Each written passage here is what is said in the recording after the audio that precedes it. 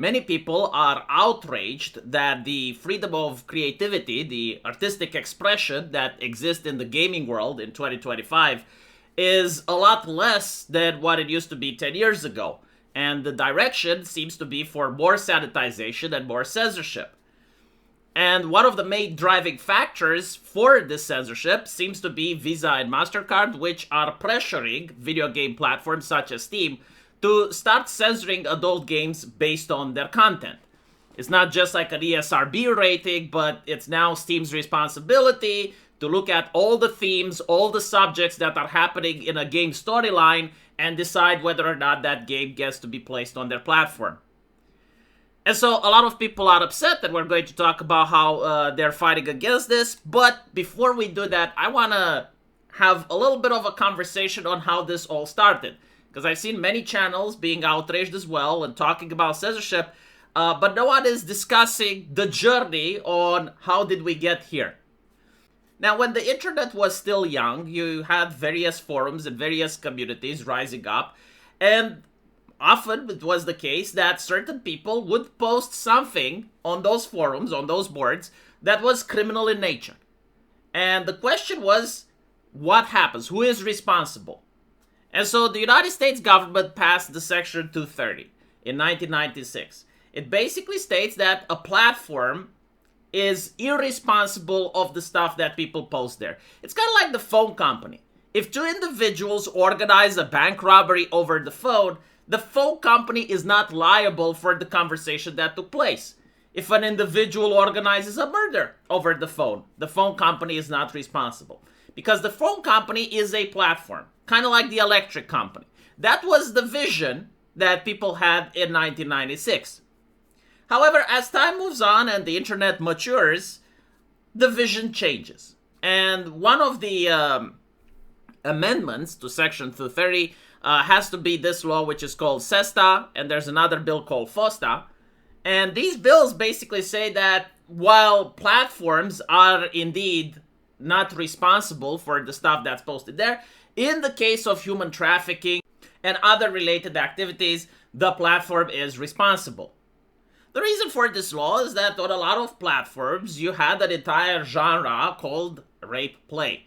Apparently, this genre was actually very popular with the female audience, and it included actresses and actors pretending that such activity is taking place. The problem is, like, when you have two actors doing it on camera, a person cannot know if the consent was actually given. In other words, a person cannot know if that's just an act or it's a criminal activity taking place.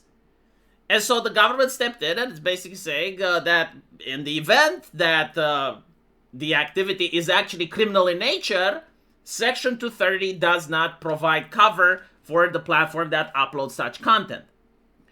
And so platforms did what they do when the government legislates, and they over-censored because they don't want litigation. And they didn't just censor works that have adults, they also censored works of fiction, like erotica, or they censored anime and video games and what have you. I think like the reasoning behind it was that the way the law was written, if someone were to write a book based on an actual crime, then if the link is proven, the fiction could actually be said, well, this is inspired off of human trafficking, and so now the platform is liable. I assume this is probably what the lawyers and the people that are in the legal department at these companies told them, because otherwise I don't understand like why the ban extended even into complete fictional works such as books. But that's pretty much what happened. And Tumblr was also getting into trouble with Apple. It got deplatformed, if you guys remember, and then by the time it came back, it was too late. The platform was pretty much destroyed. And I say unfortunately because all the mentally ill people from Tumblr migrated onto Twitter, and they remained there all the time until Elon Musk managed to buy the platform, and now they're on Blue Sky. But that was like the first time that the internet changed, and that is the first time when the censorship from real events starts applying to fiction. Also, the fact that the feminists came into power and they were saying that everything is political, nothing exists in a vacuum, and just because it's fiction doesn't mean that it doesn't affect people. and other such nonsense. This type of talking points just didn't exist before 2014, and they were constantly parroted by the mainstream media, they were constantly parroted by schools and academia, and apparently they managed to click with the public. Like, they generally started believing that, yes, anything, even a video game, is capable of causing harm to the public. And so that went on for a while, it stabilized, but then a different event happened. I think it was either with OnlyFans or other websites, but basically an adult website did something which caused a scandal, and Visa and MasterCard initially pulled out, but then the company fixed the scandal, and then Visa and MasterCard went back in. I think it was OnlyFans. I may be wrong on my chronology, because, like, again, I lived through these things, and I didn't take notes, but I remember at least the talking points and the important events that create the atmosphere that we have today. So anyway, like that was something that most people didn't even pay attention. Like, it was fixed within a week. But the next year, something major happened. It was the Pornhub scandal, right? And everyone knows about the Pornhub scandal. There was like a victim which claimed that her video was uploaded on the website. She requested the takedown. The website didn't react in time, and so she decided to sue. What's interesting is that Visa and MasterCard were also dragged along with the lawsuit. Because up until then, people considered Visa and MasterCard to be like the electric company. They're not the Catholic Church. They're not supposed to engage in morality. They're supposed to provide the service for everyone. To claim that Visa and MasterCard are responsible because bad things happened on a website is like claiming that the gun company is responsible because someone used one of their guns in a mass shooting. And while you consider that to be hilarious, I would like to point out that there are actual Democrat politicians that did want to pass such a law. And so this happens in a time when people was actually campaigning for, like, stop funding hate and trying to make companies responsible if they advertise for anything that has hate speech. And so it wasn't like really much of a pull to suggest that because Visa and MasterCard were associated with this adult website, then they should actually be held legally responsible for everything bad that happens on the website. And that's when Visa and MasterCard changed their risk policy, right? Brand risk, they call it. And they included, like, certain themes that apply to fiction and non-fiction. Now, as I mentioned before, you know, like, if you have adult actors in a forest, and you have, like, this adult video where the woman is kidnapped, taken to a van, even though those types of videos are very popular with women for some reason, according to statistics, I don't know why, but Visa and MasterCard are going to say no to that. Why? Well, because they can't tell if the video was genuinely filmed with actors involved and everyone gave their consent versus the video was simply done for real without consent, and it's just like a criminal that's getting off by showing to the public their crime.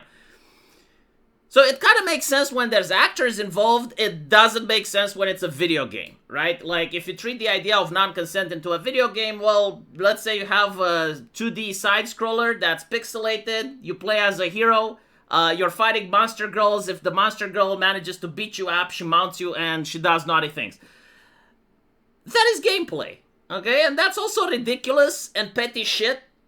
It's literally nothing, right? And so I don't believe that Visa and MasterCard should basically threaten a platform like Steam to look at these games and it's like, you need to start policing everything. You know, start policing those pixels because otherwise we're pulling out. But now at least you understand why things are the way they are. So the government passed these laws. The platforms overregulated. There was a case where Visa and MasterCard were dragged against their will, and the judge basically said, no, like, this is normal, because, like, back then you also decided that you can pull out from a company for moral reasons, and so that sets a precedent. And here we are today, right? Now, today, Visa and MasterCard do have their TOS. Some platforms were affected more than others, like, for instance, Patreon was taking Visa and MasterCard's TOS like gospels, like no hypnosis, no non-consent, no incest, all of the things. But Visa and MasterCard weren't really showing their muscles until recently, until they went into Japan. They caused a lot of havoc over there. And now, thanks to an activist group from Australia, they're basically saying that, no, we're going to start policing Steam, we're going to start policing itch.io. And if it's not Visa and MasterCard, it's their subsidiaries, like the people that use their service while looking at Visa and MasterCard's TOS, right? Which made it abundantly clear that anything having non-consent, which would include 50 Shades of Grey, A Song of Ice and Fire, many other popular books and novels, also stuff that women like, right? That thing like shouldn't exist on the internet at all. Under any circumstance, no place in the world. And so many people are upset because they're like, well, hold on a little bit. Like, this is Californian morality. I don't live in California. I live in another place on Earth, on the other side of the continent. Why is it that Visa and MasterCard gets to dictate terms? And so people are now creating various petitions. One happens to be in Australia. Another one happens to be in Canada. I haven't checked, but I'm pretty sure there's another one in the UK. Where they're demanding that the payment companies are legally forced to allow services for everything that is legal. And the argument that they're making, because I heard people say, well, they're a private company, they should be able to do whatever they want. Yes and no. Visa and MasterCard are indeed private companies, but there are so many regulations and so much protections for these credit card companies that it's almost impossible for another credit card company to appear.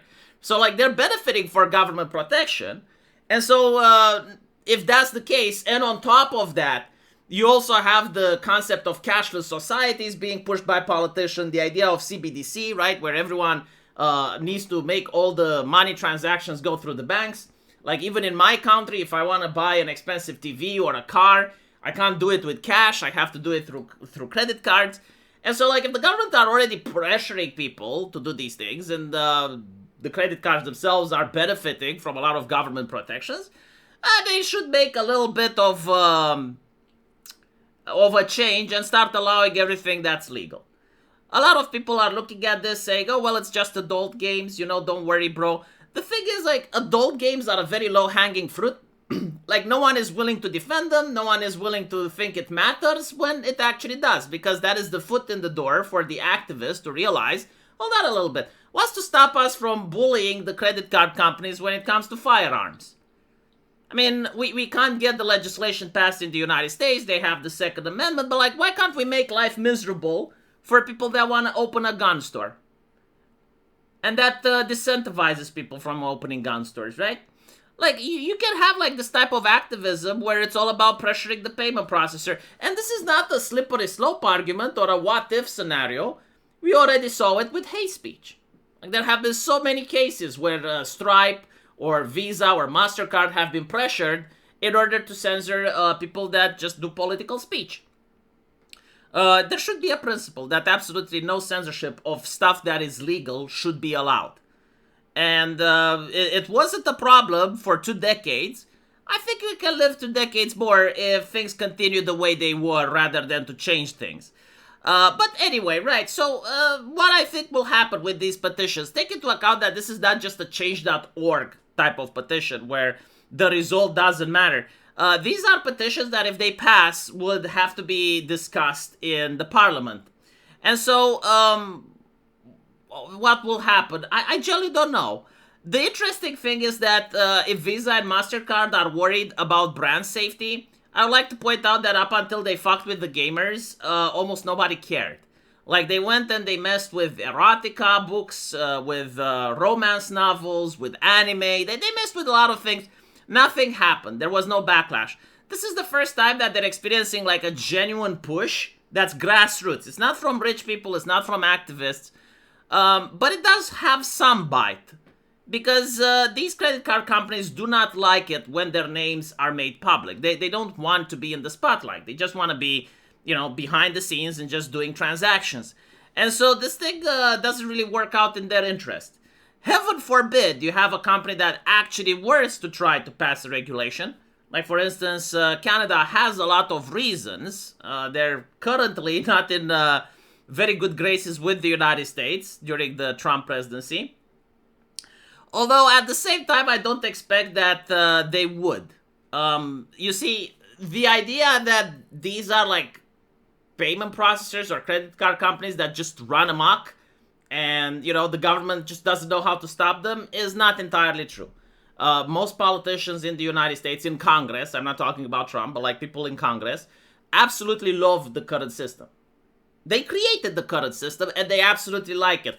They view it as America's soft dominance and soft power. Like the ability to just use Visa and MasterCard to threaten a foreign nation or an entire business or an industry, right?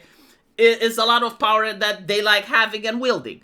And so I generally like don't see Canada trying to go against Visa and MasterCard simply because the American government would protect them the same way that the Chinese government protects Huawei. We already noticed that this is happening right now. There's a different payment option that's coming from Brazil. It's called Pix. And it's instant payment, can bypass a lot of the payment processors, right? It's direct, bank to bank. It's becoming very popular. America doesn't like that because it's threatening their own payment processors. And so now they're probing into Pix. And there's a little bit of a scandal going around there, right? So I assume that if a nation like Australia or Canada was to actually start going against Visa and MasterCard and legislating against it, I think that there would be pressure from the United States and stern advices to maybe not. The only possibility is like if there's a genuine movement where nations are actually concerned, right? Like you actually have political capital and money donated in order to make a platform for this. And then you would have like the United Kingdom, Australia, Canada, Japan, and other nations affected all at once passing legislation. That would be different, but I don't think it's ever going to go to that. And I also don't think that nations like Australia, Canada, or the UK are going to give much care about these petitions because they're tied to adult games, right? So like, again, it's a very smart move that if you want to corner a market, you go after the adult industry because no one wants to defend it. Anyway, right, let me know what you guys think, and as usual, I'll see you in the comment section. Take care.